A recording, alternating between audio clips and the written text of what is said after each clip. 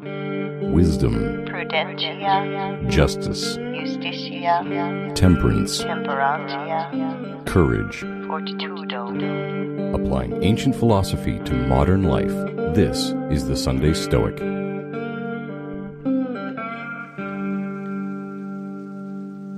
Welcome to the Sunday Stoic Podcast. This is Steve, and this podcast, of course, explores the ancient philosophy of Stoicism, which originated in ancient Greece and spread to Rome and really influenced Western culture all the way up to the present time, and has recently seen a resurgence of interest among individuals all around the world, a true cosmopolis of interest in this ancient philosophy.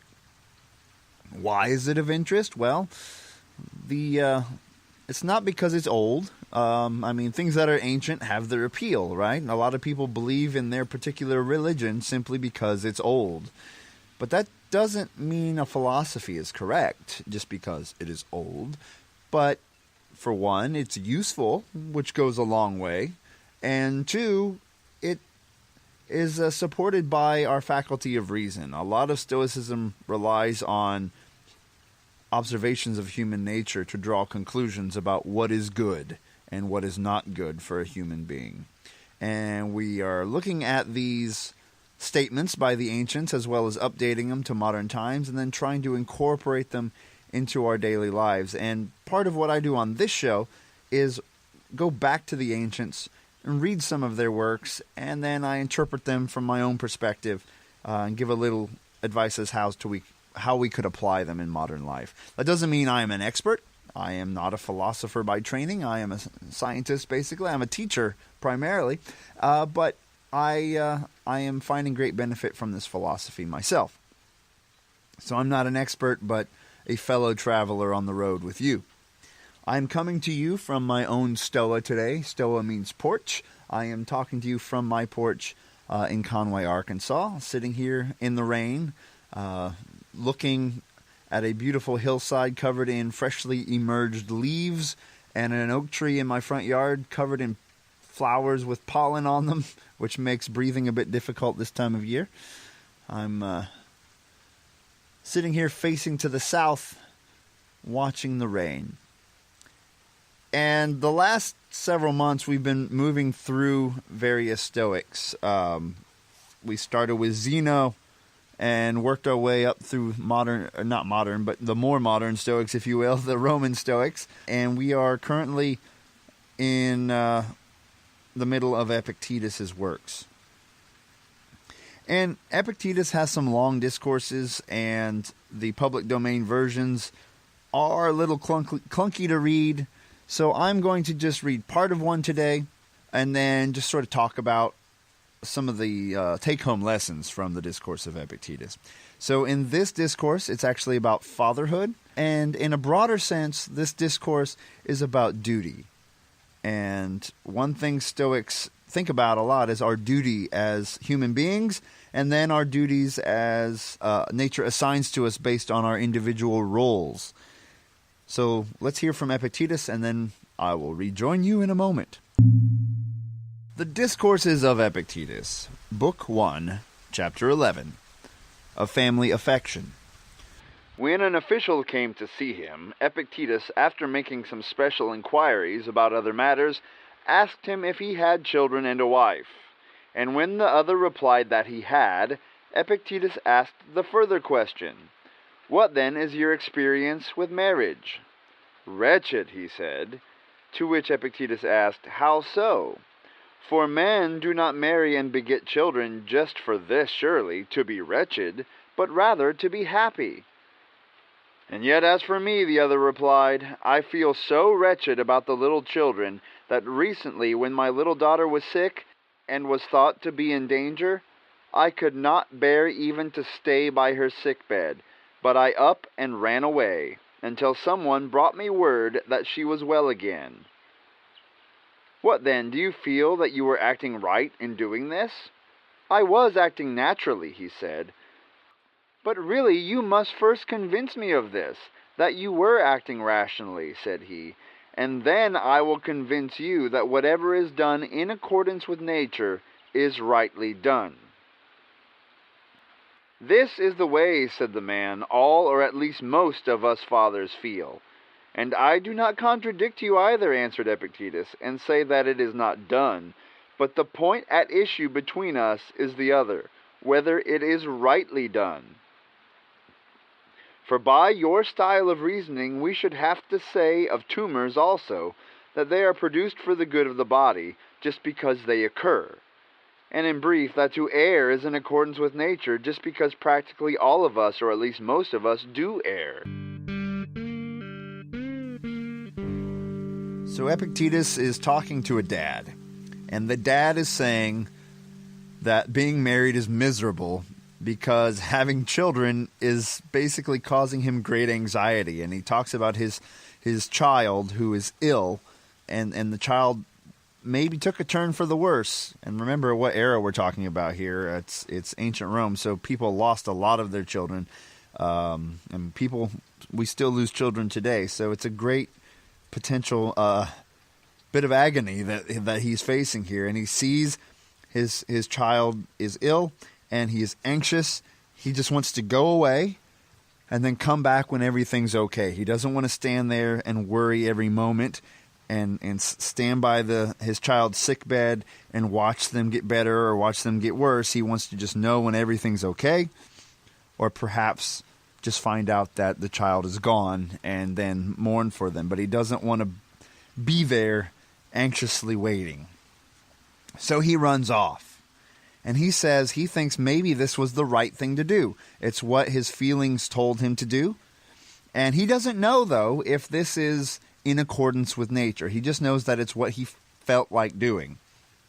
And Epictetus is saying he doesn't disagree that that's what one feels like doing. Even a Stoic might say, "Oh, God, I don't want to be here. I don't want to be here. I'm going to leave." And I have felt this visiting sick family members in the hospital. Like, what's worse than being in a hospital waiting room? I don't want to be here. I don't want to be here. I'm just going to leave. What good am I even doing by being here? I'll just go away. And this could, of course, expand beyond the reading that we have here today. We might hear some thunder in a moment. There it is.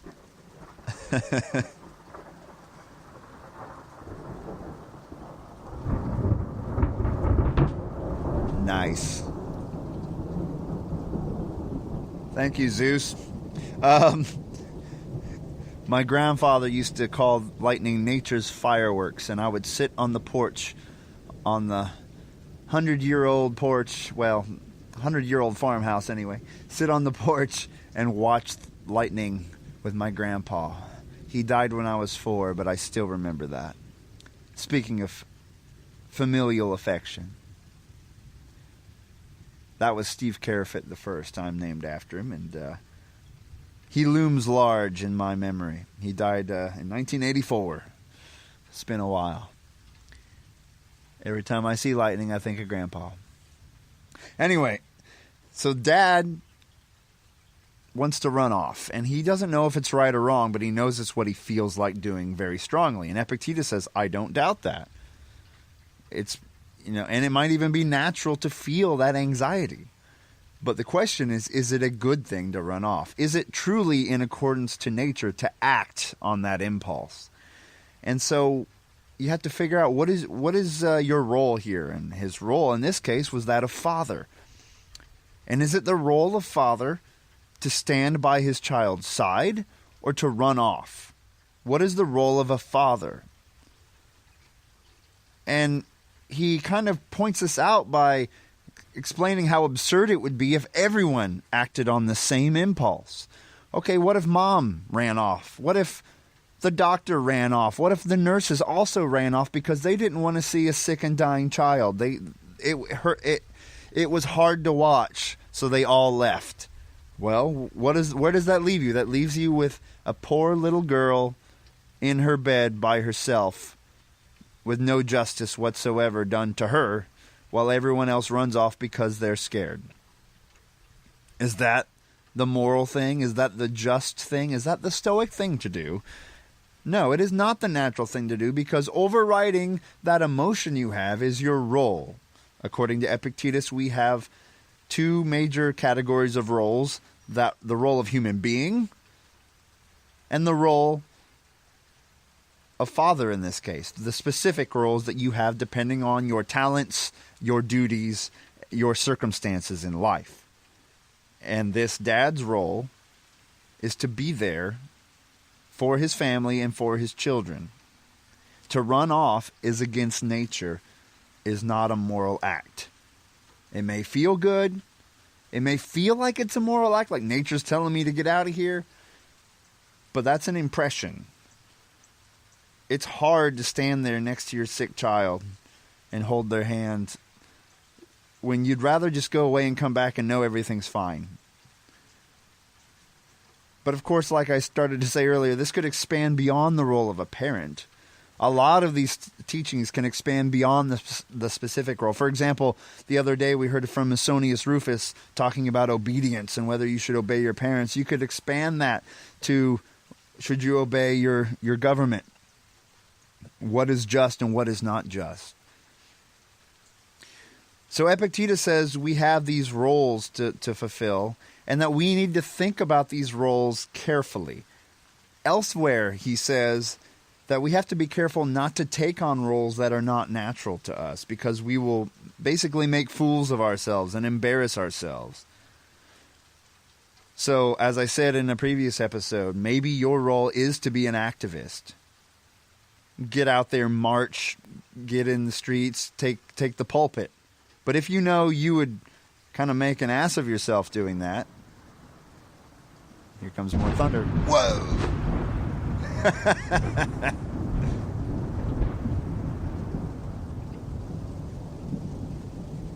And I heard, as it were, the noise of thunder. That one shook the house. If you're really lucky, in the background, you'll get to hear the purple martin singing as well. They're a migratory bird that come back to our property year after year, and we provide them houses, and they come back year after year, and they're singing in the rain.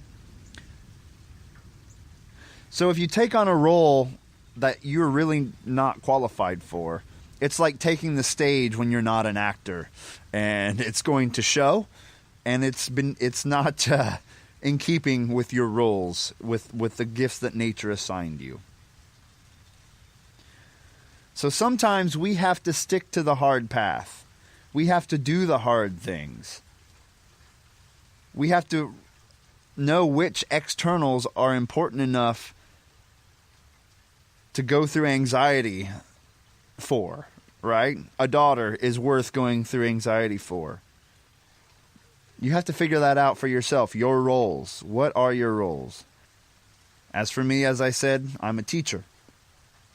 I need to be fair. I need to be clear. I need to have a passion and not just be a Luddite in front of people. I have to give it all I got when I can. I have to be organized. These are characteristics of a teacher. I have to be a father. And one of the rules of father that I fail at is keeping my calm. My kid's good at pushing my buttons, and I act like a kid when I respond in like. And I push his buttons, and it's just silly, right? These are things I need to work on. I need to be a better father. What's the role of a husband? And these roles change depending on who you are and when in time you live. The role of a husband now is not the same role of a husband 1,000 years ago. There's different things expected of me and that I should live up to if I'm going to live a moral life. So I need to do more around the house than there's the neighbor yelling. Maybe you get to hear that too. Anyway, I have to live up to a different set of standards because times have changed. The roles of human beings have changed. That's interesting. I think the neighbor has sheep, and I think they're yelling, trying to get them to come or something. I'm not sure. Anyway, that's neither here nor there. Maybe you didn't even hear it in this conversation. Just seems like I'm talking to myself. But the roles of human beings have changed. We have to be more conscientious about our impact on the world around us, something that folks might not have thought about long time ago. We have to be worried about nuclear annihilation. That might change our roles and how diplomatic we are. These are things that are probably beyond my capacity to talk about in a coherent, logical fashion, but just things to ponder. So my role as a human being is to be just, to be good, to leave the planet as well as I found it, if at all possible, right? I like to think of temporal justice. I have to make sure that I'm being just to those who aren't here yet, those who are coming 100 years from now, so they don't have to wait around in my waste and have to starve because I did something to the planet that made their lives miserable. I need to think about that. Temporal justice. As a teacher, I already mentioned those duties. As a father, I have duties. As a podcaster, I have duties, which probably don't involve me rambling around for too long, wasting your time. So, on that note, think of those duties. What are they? One of them is emailing me and letting me know how you're enjoying the podcast. SundayStoic@gmail.com. And until then, I wish you all the luck in the world and carpe diem.